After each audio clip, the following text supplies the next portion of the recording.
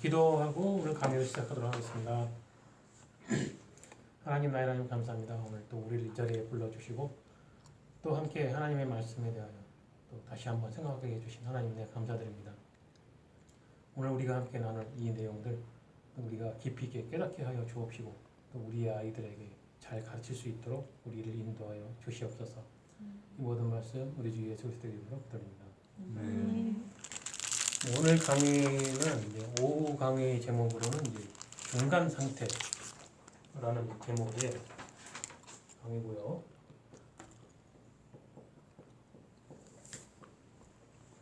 일년부 교사 자료로는 이제 소교리문답 37문인데 37문 신자들은 죽음에서 그리스도로부터 어떤 유익들을 받습니다. 그에 대한 답은 이제 신자들의 영혼은 그들의 죽음에서 완전히 거룩하게 되어 즉시 영광 속으로 들어갑니다. 그리고 그들의 육신은 여전히 그리스도와 연합하여 부활 때까지 그들의 무덤에서 쉽니다. 이 소교리문답 37문의 내용이 바로 이 중간 상태라는 한 단어로 이제 요약할 수가 있는데, 이 중간 상태가 뭐냐면요, 사람이 육체가 죽었어요. 죽음. 그 다음에 부활 때까지 이 기간을 중간 상태라고 하는 거예요. 그 상태를.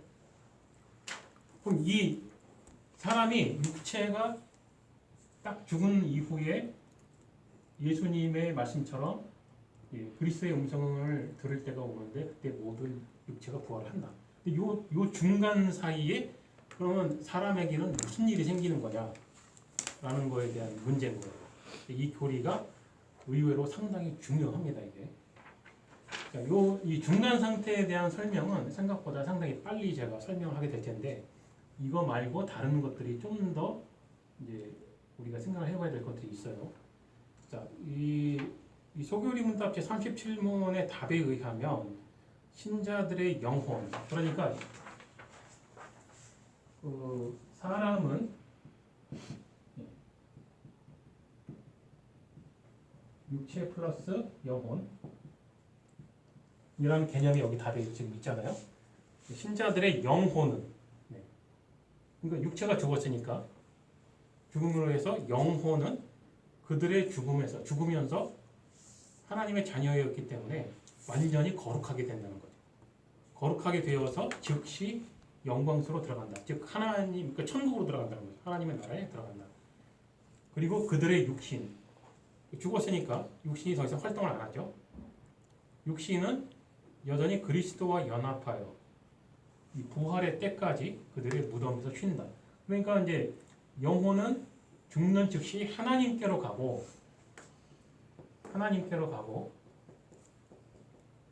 육신은 무덤으로 간다는 거죠. 무덤으로 가고 사람이 딱 죽었다 했을 때 죽음과 동시에 이제 마지막 숨이 싹 이제 끊어졌다. 그때 그 사람의 영혼은 하나님께로 가고 육신은 무덤으로 내려가서 그리스도의 부활 때까지, 그러니까 그리스도의 재림 때까지 기다린다는 거예요. 이 상태가 이제 중간 상태에 대한 설명인 겁니다. 자, 그래서 그 고린도전서 15장 42절에서 44절 말씀을 보면 죽은 자의 부활도 이와 같으니 썩을 것으로 심고, 그러니까 육체가 썩으니까 그 육체를 말하는 거예요. 썩을 것으로 심고 썩지 아니할 것으로 다시 살며, 그러니까 부활될 육신에 대한 설명을 하는 거예요. 지금 사도 바울이 그 부활되는 육신은 그리스도의 몸과 같이 부활을 하기 때문에 썩지 아니할 것으로 다시 살아나게 된다 하는 거예요. 욕된 것으로 심고 영광스러운 것으로 다시 살며. 왜냐하면 그 죽기 이전에 사람의 삶은 이제 죄 가운데서 살았기 때문에 이제 욕된 것이라는 표현을 한 것이죠. 그 다음에 영광스러운 것을 다시 산다. 부활체는 이제 영광스러운 거기 때문에 그 설명을 하는 거죠. 그 다음에 약한 것으로 심고 강한 것으로 다시 살며, 이것도 이제 우리들의 육체의 1차적인 죽음에 대한 설명을 하는 거죠. 육의 몸으로 심고 신령한 몸으로 다시 사나니. 우리가 이제 그 그리스도께 이제 그 연합이 되기 이전에 그 우리들의 삶이라는 것은 그런 삶이죠. 신령한 몸으로 다시 산다. 그러니까 이제 그 부활체를 이렇게 이제 설명을 하는 겁니다. 오직 이 고린도전서 15장 42절에서 44절은 딱 지금 이 육체의 죽음과 동시에 부활을 될 때의 이 과정에 대해서 지금 설명을 하는 거예요. 자, 그러면 중간 상태가 어떻게 되는 건지에 대해서는 이해가 됐죠. 짤막하게 설명을 했지만 사실은 심플해요. 뭐 별로 어려울 건 없어요.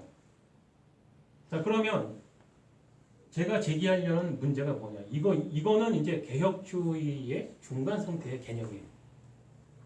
개혁주의 신학자들이 해석한 사람이 죽고 부활 때까지 이러한 상태에 있게 되고, 예, 그러니까 이제 그 성도는, 이거는 성도에 대한 설명이죠. 성도는 죽었을 때 그 영은 하나님께 가고 육신은 무덤으로 간다. 그러면 성도가 아닌 사람들은 어떻게 되느냐?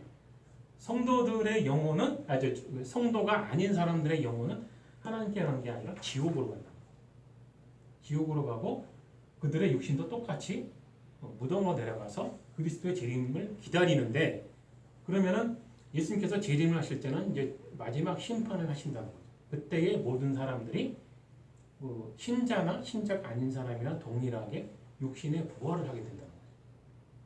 그리고 하나님의 자녀들은 이제 하나님과 함께 영화의 삶을 살기 위한 그런 영광스러운 부활을 하게 될 것이고, 성도가 아닌 사람들은 벌을 받기 위한 부활체로 부활하게 된다. 라는 거예요. 네. 나중에 제대로 보내줄 그 자료에는 그게 다 기록이 되어 있으니까 다시 한번 읽어보면 되고. 예. 자, 그러면 이제 무엇이 문제이냐? 사람의 구조.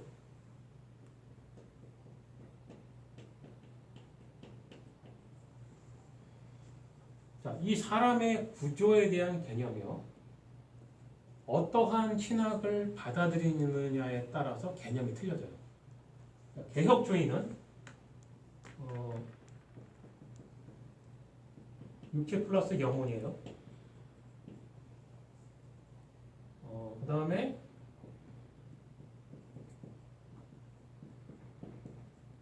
이거를 이제 이분설이라 하고 요거를 삼분설이라고 해요. 그 다음에 단일체가 있어요. 단일론이 있어요. 있는데, 자, 개혁주의는 이분설을 주장해요.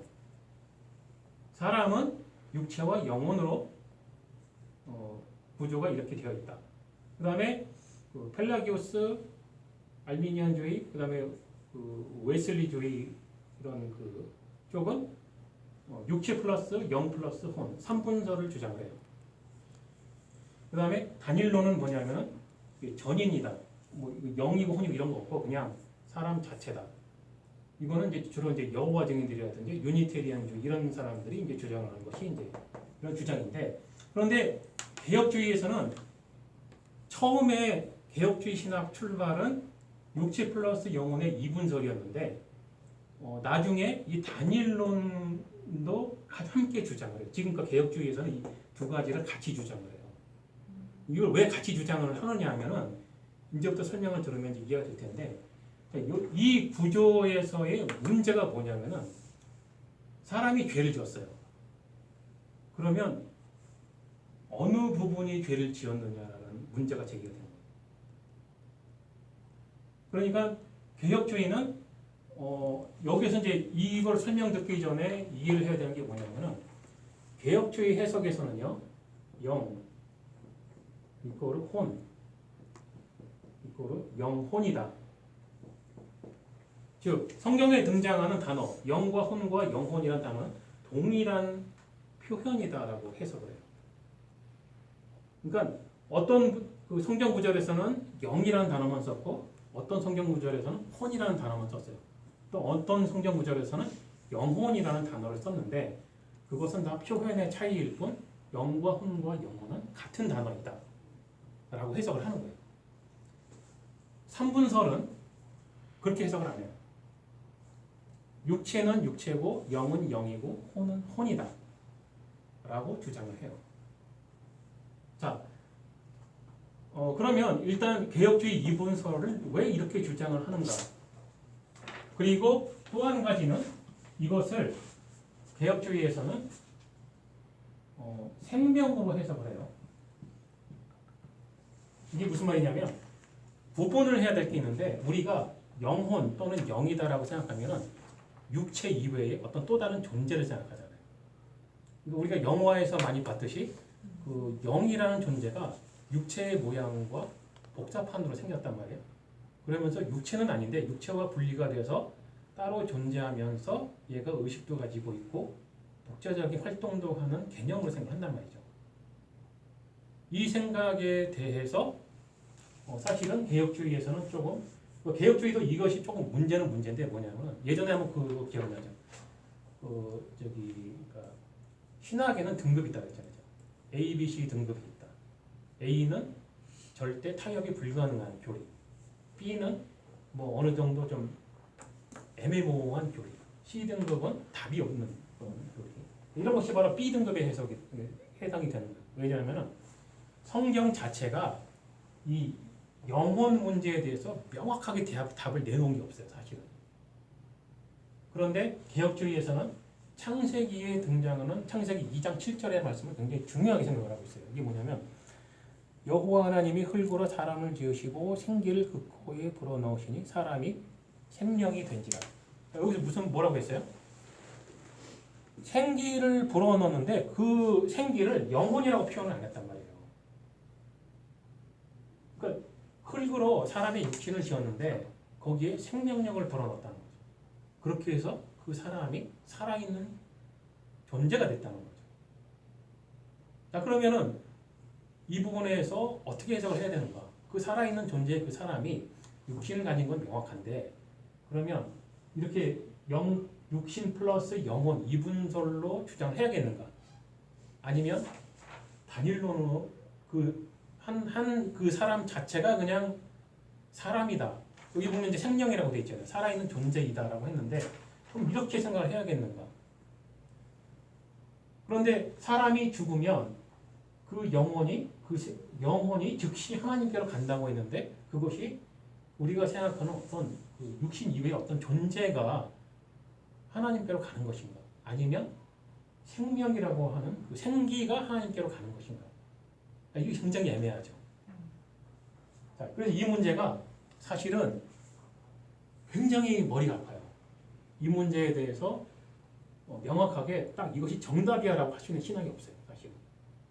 그래서 각 신학이 개혁주의 신학이 주장하는 바가 있고 그래서 알미니안주의가 주장하는 바가 있고 그런 신학들이 이제 등장을 하는 건데 우리는 개혁주의이기 때문에 개혁주의의 입장과 다른 그 교파들이 왜 이렇게 주장하는가에 대해서 일단 이해는 해야 할 필요가 있어요. 그리고 여러분들도 마찬가지지만 이 중에서 어떤 것이 옳다라고 생각이 되느냐에 따라서 여러분들이 복음을 전하는 그 메시지의 그 중심이 틀려져 버려요. 그래서 굉장히 중요해요. 어느 것을 옳다라고 생각하느냐에 따라서. 저는 개인적으로 생명으로 봐요. 생명. 왜 그러냐? 하나님께서 생명의 주인이시란 말이에요. 그리고 사람에게 생명을 주셨단 말이죠. 그 사람이 죽으면 그 생명이 즉시 원래의 주인 하나님께로 돌아간다라는 부분으로 나는 그렇게 생각을 하고 인정을 하는 거예요. 그런데 같은 개혁주의 안에서도 저처럼 이렇게 해석을 하는 사람이 있는가 하면 그렇지 않고 그건 아니고 육체는 육체인데 영혼이라고 하는 따로 독립된 존재가 분명히 존재한다라고 나는 믿어. 이런 사람이 또 있다. 사실은 모든 사람들이 보편적으로 그렇게 생각들을 하잖아요. 사실은. 사람은 죽어서도 내세가 있다면 내세에서 살아갈 어떤 존재가 필요한 거 아닙니까? 이런 자연스러운 생각을 하게 되죠. 그래서 영혼이라는 생각을 하게 되는데 그런데 문제는 성경에서는 구약 성경 때부터 이제 요한계시록까지를 쭉 이 영혼이라는 사람의 구조에 대해서 쭉 읽어보면요. 상당히 변화가 많아요. 그러니까 성경이 딱 하나의 교리로 쭉 설명을 했어야 하는데 의외로 그렇지가 않다는 거예요. 의외로. 예, 그래서 창세기 2장 7절에서는 이렇게 저처럼 창세기 2장 7절이 맞다라고 주장하는 사람들의 생명이라는 부분으로 개념을 잡게 되는 부분이 있는가 하면 지나가면서 육체와 영혼으로 또 이야기하는 부분이 또 나온단 말이에요. 그리고 영이라는 부분에 대해서도 그 전도서인가 어딘가를 보면 그게 나오는데 사람의 혼과 동물의 혼을 또 이야기한단 말이에요. 사람에게도 혼이 있고 동물에게도 혼이 있다. 근데 다른 점은 사람의 혼은 죽어서 하늘로 가고 동물의 혼은 땅으로 내려간다라는 표현이 있어요. 그런 애매모호한 부분들. 그 다음에 이스라엘 백성들이 그 포로로 잡혀갔다가 귀환을 하면서 이 영혼에 대한 개념이 또 달라져요. 어떻게 달라지느냐? 왜냐하면 그때의 당시에는 그러니까 그 이방 사람들의 영혼에 대한 개념이 세상에 퍼져 있었던 거죠. 그 사람들이 그쪽 포로 생활을 하면서 그쪽 문화에 어느 정도 동화가 되면서 영혼에 대한 개념, 히브리적 개념, 예전에 가지고 있던 히브리 민족들의 개념에서 좀 변화가 생긴 거예요. 그렇게 해서 포로 생활에서 돌아오면서 예전과는 다른 세대가 돼버린 거죠. 그러니까 포로 생활이 70년이었기 때문에 세대가 바뀌었잖아요. 70년 전에 영혼에 대한 개념을 가지고 있던 자기들의 조상들은 이미 죽었단 말이에요. 그럼 신세대들이 그 포로 생활을 했던 이 세대들이 돌아와서는 자기들이 그 땅에서 나고 자랐던 그런 문화에 접하면서 영혼에 대한 개념이 좀 달라져요. 그 다음에 이제 또 이 3분서를 등장하게 만든 그 주범이 누구냐면 그것도 사도 바울이에요. 의외로. 자, 히브리서를 보면 이제 이게 나오는데 히브리서 4장 12절 이게 이제 히브리서의 저자가 바울이라는 주장이 강하거든요. 정확하게 저자가 누구인지는 모르는데 여기 보면 뭐라고 나오냐면 하나님의 말씀은 살았고 운동력이 있어 좌우에 날선 어떤 검보다 예리하여 혼과 영과 및 관절과 골수를 찔러 쪼개기까지 하며 또 마음의 생각과 뜻을 감찰하느니. 문제는 여기에서 사도 바울이 혼이라는 단어를 따로 쓰고 영이라는 단어를 따로 썼다는 거예요. 그래서 삼분서를 주장하는 사람들은 이 부분을 가장 중요하게 여겨요. 왜? 봐라, 사도 바울이 혼 따로 영 따로 말을 하지 않았느냐. 그러니까 인간은 육체와 혼과 영이 서로 다른 것이다 라고 주장을 하는 거예요. 그런데 그럼 사도 바울은 그러면 왜 이런 단어를 사용을 했을까? 여기에 대해서 이제 또 사실은 의견이 분분해요. 첫 번째 해석은 뭐냐면요. 그걸 굳이 혼과 영을 단어를 따로 썼다고 해서 혼과 영이 따로 존재하는 거라고 생각해서는 안 된다. 왜냐하면 그 다음을 읽어보라는 거죠. 그 다음을 읽어보면 무슨 말이 나오냐면요. 혼과 영과 및 관절과 골수. 그러니까 관절과 골수가 다른 단어냐는 얘기죠. 그러니까 단어의 발음은 틀린데 뜻은 같다는 거죠. 관절과 골수는 사전을 찾아보면 알겠지만 여러분들이 동일한 걸 말하는 거예요. 그러니까 이 뼈와 뼈 사이를 유지시켜주는 그런 물렁뼈를 말하는 거거든요. 자, 그러면은 사도 바울이 혼과 영이라는 단어를 따로 말했지만 그 다음에 또 관절과 골수라는 같은 뜻의 서로 다른 단어를 사용한 거기 때문에 혼과 영은 같은 단어지만 강조하기 위해서 이렇게 따로 쓴 것이다 라는 해석이 있어요. 들어보면 일리가 있죠, 상당히. 예. 근데 삼분서를 주장하는 사람들은 아니다. 사도 바울이 혼과 영을 단어를 따로 썼으니까 분명히 서로 다른 것이다. 그게 아니고 관절은 뼈고 골수는 그 안에 액인데. 예, 그러니까 이게 이런 부분이 사도 바울이 그래서 상당히 애매하게 지금 표현을 한 거란 말이에요. 자, 그 다음에 또 하나 세 번째 해석이 뭐냐? 사도 바울은 그리스 철학에 능통했던 사람이다. 사실 그랬거든요. 그리스 철학자들하고 토론을 해서 그리스 철학자들 이해시킬 정도로 그리스 철학에 도통한 사람. 자, 그래서 혼과 영이라는 단어를 썼다. 이게 무슨 말이냐면 여기에서 그 그리스 철학의 영혼론이 등장해요. 그러니까 플라톤의 영혼, 그러니까 플라톤의 3분설이 있어요. 플로티누스의 3분설이 있어요. 그 플라톤의 삼분설에 의하면은 이제 뭐 기계와 기계 그리고 이성 그 다음에 또 뭐 하나 있는데 갑자기 또 설명하는데 잊어버려. 자 그런데 기독교에서 주장하는 이 삼분설이 플라톤의 삼분설에서 유래했다라고 밖에 볼 수가 없어요. 왜냐하면 설명이 거의 똑같아요. 왜 그러냐면 그 삼분설을 주장하는 사람들은 어떻게 주장하면 육체는 물질 세계와 접촉하는 부분이다. 뭐 이건 이견이 없죠. 혼은 사람의 인격을 뜻한다는 거예요. 인격, 어떤 그 이성적인 사고라든지 감정이라든지 뭐 이런 것들을 뜻한다는 거죠. 그럼 영은 뭐냐? 삼분설이 주장하는 사람들의 이 영이라는 것은 하나님과 접촉하는 구간이라는 거예요. 그러니까 뭐 그래서 여러분들 그 순복음교회라든지 뭐 그런 오순절 쪽 교회를 보면 뭐 이렇게 어떤 은사를 받는다든지 뭐 이런 것들이 영이라는 부분으로 온다는 거죠. 그게 그 다음에 그렇다면은 여기에서 이제 가장 중요한 문제가 되어가는데 그러면 이 사람들은 어떻게 주장하느냐? 혼과 육체가 죄를 지었다는 거죠. 영은 아니고. 이게 상당히 중요한 포인트예요. 사람이 죄를 지었어요. 그럼 개혁주의는 어떻게 생각하느냐? 개혁주의는 사람이 전인이 모든 부분이 죄를 지었다는 거죠. 육체 영을 할 것 없이 몽땅 다 죄를 지었다. 근데 펠라기우스, 알미안주의, 웨슬리주의는 자유의지를 주장하잖아요. 예전에 배웠듯이 여러분들. 자, 그 사람들이 인간의 자유의지가 아직도 훼손되지 않고 스스로가 하나님을 믿을 수 있다라고 주장한 근거가 바로 이거예요. 그 사람들은 죄는 육체와 혼이 지었지 영이 지은 게 아니라는 거예요. 뭐 영은 하나님과 교통하는 부분이기 때문에 그래서 인간의 영은 스스로가 여전히 하나님을 찾고 믿을 수가 있다라고 주장하는 거예요. 그런데 개혁주의는 그런 거 없다.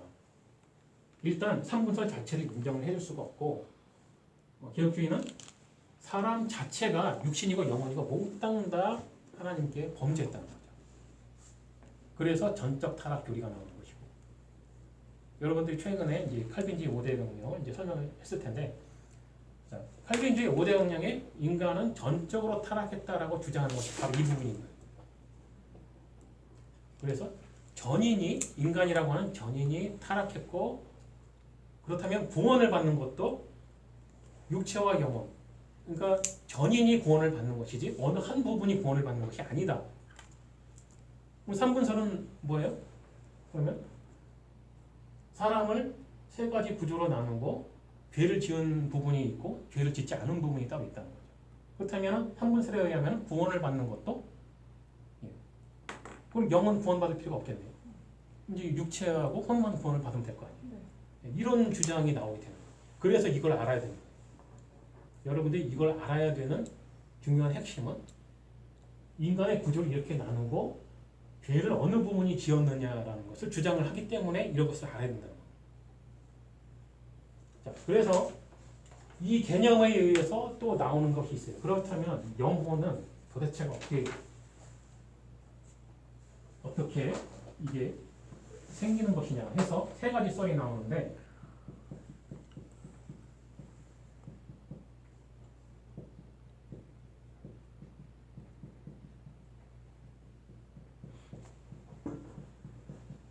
요거까지만 설명하고 강의를 끝낼 텐데 영혼 선제설이 있고요. 영혼 창조설이 있고요. 영혼 유전설이 있어요. 이걸 설명하기 이전에 먼저 알아야 될 것은 어느 것도 완벽한 건 없다. 그러나 각기 뭘 주장하는지는 알아야 되기 때문에 그리고 개혁주의는 어떤 걸 주장하는가 라는 것에 대해서 이제 알게 될 텐데 영혼 선제설이라는 것은 무엇이냐면요. 하나님께서 이 세상을 창조하기 이전에 이 세상에 존재하게 될 모든 인간들의 영혼을 이미 만들어 놨다는 거예요. 그래서 어떤 사람이 태어날 것 같으면 그 영혼을 끄집어다가 결합을 시킨다는 거죠. 영혼 창조설은 뭐냐면요. 아기가 어머니 뱃속에서 잉태가 되는 순간에 그 아기에 맞는 영혼을 창조를 한다는 거예요.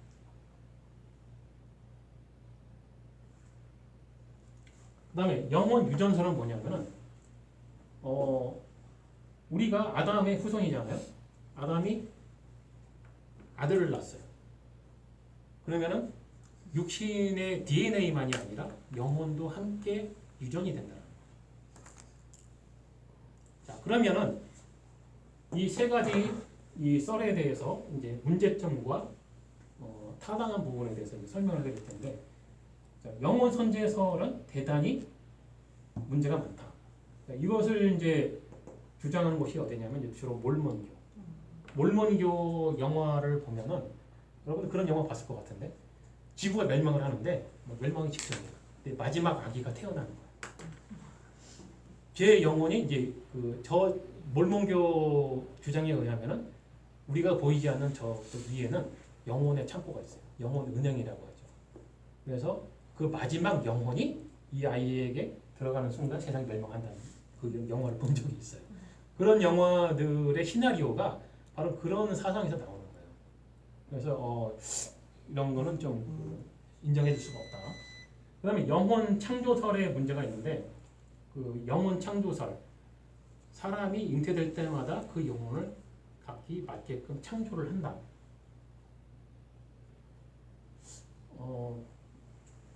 이 창조설의 그 문제는 뭐냐면은 이 죄 문제에 대한 해석이 어려워져요. 그렇게 되면은 펠라기우스의 주장을 지지하게 되죠. 영혼 창조설을 이제 채택을 하게 되면. 펠라기우스는 그렇게 주장하잖아요. 사람은 죄를 유전받지 않았다는 거죠. 그러니까 사람은 각기 선을 행할 수 있다는 거죠. 그렇게 되려면 영혼 창조가 맞겠죠. 각 사람이 죄에 오염되지 않은 그 영혼을 창조를 받으면 그렇게 될 수가 있겠죠. 그래서 이런 주장이 나옵니다. 영혼 유전설은 이제 개혁주의가 지지하는 문제가인데, 이것을 왜 지지하냐면은, 자, 창세기 2장 7절 조금 전에 읽었잖아요. 아담에게만 하나님이 생기를 불어넣었다는 거죠. 아담 이후에 태어난 모든 인간에게 생기를 다시 불어넣었다는 기록이 하나도 없어요. 그 다음에 아담이 자기의 아들을 낳았을 때 뭐라고 하냐면 자기의 형상대로 아들을 잉태를 했다라는 그런 기록이 있어요. 그런 것에 의하면은 사람은 영혼도 유전이 되었다. 그럼 그것을 왜 저는 이제 그것이 옳다라고 생각하냐면, 아까 저는 이 영혼이라는 단어를 생명으로 저는 이해를 한다고 했잖아요. 마찬가지인 거죠. 그래서 영혼을 어떤 독립적인 하나의 존재로 생각을 하는 것은 보편적인 어떤 그 종교적인 사상이고 좀 그리스 철학적인 사상이다 라고 저는 생각을 합니다. 성경은 창세기 2장 7절에서부터 그렇게 주장을 하지만 영혼이라고 하는 그런 따로 어떤 독립된 그런 존재가 아니라 하나님께서 주신 생명이다 라고 저는 해석이 되는 거죠. 그러면은 사람의 제가 이제 아들을 낳으면은 저의 DNA와 나의 생명에 이제 유전이 되는 거잖아요. 그렇게 해서 지금 태어나고 자, 이 부분이 지지를 받는 이유는 원죄를 인정하게 됩니다. 왜냐하면 우리의 원죄는 우리 개혁주의 신학에 의하면, 해석에 의하면 원죄라는 것은 유전된 거잖아요. 이게 그냥 엄마 뱃속에서부터 알아서 죄를 짓고 나온 게 아니고, 다윗이 그런 말을 했지만 내가 어머니의 태로부터 이미 죄인이었다. 왜? 어머니가 죄인이었기 때문에 어머니의 뱃속에 잉태되었던 나는 이미 죄인이었다. 그것이 바로 유전설이죠. 그래서 개혁주의는 영혼 유전설을 지지를 하는 거예요. 이게 좀 여러분들 좀 이해가 되는지 모르겠는데, 과학적으로도 아무것도 증명이 된 게 없죠. 사람의 사후 세계에 대해서. 그 사람이 어떤 식으로 구조가 되어 있는가에 대해서도 아직까지도 연구는 많이들 하고 있지만 아무도 이것을 증명한 과학도 없고 종교도 없어요. 자, 그렇다면 하나님께서는 왜 이렇게 이 부분을 애매모호하게 이렇게 내버려 두셨을까? 마치 내버려 둔 것 같잖아요. 왜 그랬을까? 저는 개인적으로 이런 부분을 이렇게 해석을 하는 거예요. 이런 것들에 의해서 이런 것을 어떻게 해석하느냐에 따라서 이단과 정통이 나오죠. 이것을 어떻게 하나님의 관점으로 해석을 할 것이냐 아니면 인간적인 개념으로 해석을 할 것이냐. 분명히 그 사실은 성경도 그렇고요. 해석도 그렇고요. 어떤 이방 종교죠. 그 다음에 그리스 철학적인 해석들이 교회로 가만히 들어온 거를 인정을 안 할 수가 없어요. 그래서 그 성경을 공격하는 그 학자들의 입장에서는 사도 바울 자체가 그 사람 자체가 이미 그리스 철학에 능통했던 사람이고 그래서 그 사람이 설교하고 성경을 해석했던 부분들에서 그리스 철학적인 부분이 안 들어갈 수가 없다 라고 주장을 하는 거예요. 그리고 좀 공부를 깊이 한 좀 신학자들도 이거를 완벽하게 부정을 못하는 이유가 있어요. 또 뭐냐면 사도 요한도 마찬가지란 말이에요. 사도 요한도 요한복음 1장을 쓸 때부터 일단 헬라 철학의 단어부터 사용을 했단 말이죠. 로고스, 그 유명한 로고스라는 단어를 사용을 했다는 거죠. 물론 당연히 예수 그리스도에 대한 온전한 설명을 하기 위해서 로고스라는 단어를 사용을 하긴 했지만 어쨌든 그것은 그리스 철학의 단어라는 거죠. 로고스라는 말을 한마디를 쓰면 사람들이 쉽게 알아들을 수 있는 거는 맞는데 그러나 그거는 분명히 철학적인 단어라는 거죠. 그런 부분 때문에 아니다라고 부정을 완벽하게 못하는 거예요. 그리고 아까도 얘기했지만 이스라엘 백성들이 포로로 잡혀갔다가 돌아왔을 때도 그쪽 문화의 영향을 받고 와서는 사상적 변화가 있었던 것도 부정을 할 수가 없어요. 분명히 그런 게 있었단 말이죠. 그럼에도 불구하고 하나님은 왜 그런 걸 제거하지 않고 성경에 그대로 기록으로 남기셨을까? 도대체 왜 그러셨을까? 이런 것들이 바로 성경을 해석하고 또 공부하고 가르치는 사람들의 과제인 거예요. 끊임없이 우리가 생각을 해야 되는 거죠. 자, 이 여러 가지 이런 그 설에 대해서 제가 이제 설명을 했는데 어쨌든 우리는 개혁주의이다 보니까 우리는 개혁주의에서 주장하는 것을 우리는 가칠 수밖에 일단 없죠. 일단은 이거를 이해를 할 필요가 있어요. 우리는 유전설을 지지하고 사람의 구조에서 이분설을 주장하지만 동시에 단일론도 주장을 한다. 왜냐하면 전인이라는 교리를 이야기하기 때문에 아무리 여호와의 종들이 단일론을 주장을 할지라도 이것도 부정을 하지는 못한다는 거죠. 그러나 다만 삼분설을 주장하는 그 펠라기오스, 알미니안, 그다음에 웨슬리주의자들은 그 사람들도 모르는 건 아니라는 거예요. 이 삼분설의 기본은 분명히 플라톤의 영혼설이라는 거예요. 그리고 수많은 이단 사이비들은 역시 삼분설을 주장을 해요. 가장 설명하기가 좋잖아요. 얼마나 피해가기가 좋아요. 책임은 다 육체로 보낼 수가 있고 어떤 이득은 영이라는 단어로 취할 수가 있고 혼이라는 부분도 설명하기가 좋잖아요. 네가 열심히 안 해서 그래. 그렇게 말을 할 수가 있잖아요. 사실은 또 펠라기우스 그렇게 이해를 했고 그렇게 해서 대부분의 이단과 사이비설에서는 삼분설에서 나온다. 라고 이해를 하면 됩니다. 이 부분에 대해서 질문이 있나요?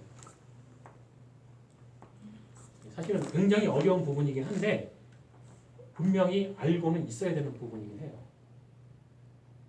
왜냐하면 여러분들도 봤다시피 여러분들이 만약에 삼분설을 지지한다고 생각했을 때는 여러분들이 아이들에 가르치는 메시지 자체가 틀려져 버려요. 왜냐하면 이 사람들은 설교할 때 그렇게 한단 말이죠. 뭐 걱정하지 말라고. 영은 뭐 멸망하지도 않고 하나님과 이렇게 소통하는 거기 때문에 그래서 신비주의자들이 이쪽을 좋아하는 이유가 뭐냐? 하나님과 대화한다 그러잖아요. 자기들 하나님의 음성을 듣는다고. 그런 것들이 다 이런 쪽에서 지지를 하는 거예요. 그런데 개혁주의에 하면은 영혼이가 육체가 몽땅 다 죄를 졌기 때문에 하나님의 이야기를 목소리를 들을 수가 없다. 이런 대답이 나오게 됩니다. 그렇게 해서 어느 쪽을 지지하느냐에 따라서 메시지가 달라질 수밖에 없다. 그래서 상당히 중요한 겁니다. 질문 없죠? 없을 것 같아요. 네. 기도하고 마치도록 하겠습니다. 하나님, 하나님 감사합니다. 오늘 우리가 중간 상태에 대해서 우리 함께 생각을 해보았습니다. 이것이 상당히 중요한 이유는 나의 생명의 주인이신 하나님께서 나의 죽음 이후에도 또 부활 때까지도 나를 어떻게 인도하고 계시는지를 아는 지식이기 때문에 그렇다는 것을 우리가 다시 한번 생각을 해보게 되었습니다. 내가 어떠한 상태에 있든지 내가 믿을 것은 오직 하나님께서 나를 인도하고 계시고 또 하나님과 함께 있는 것이 천국이요 하나님과 함께 있지 못하는 것이 지옥이라는 것을 아는 것입니다. 나의 마음과 또 우리의 생각을 이끌어 주시오. 우리가 하나님께서 나에게 무엇을 알기를 원하시는지 우리가 올바르게 깨달을 수 있도록 인도하여 주시옵소서. 이 모든 말씀 우리 주 예수 그리스도의 이름으로 기도드립니다. 아멘.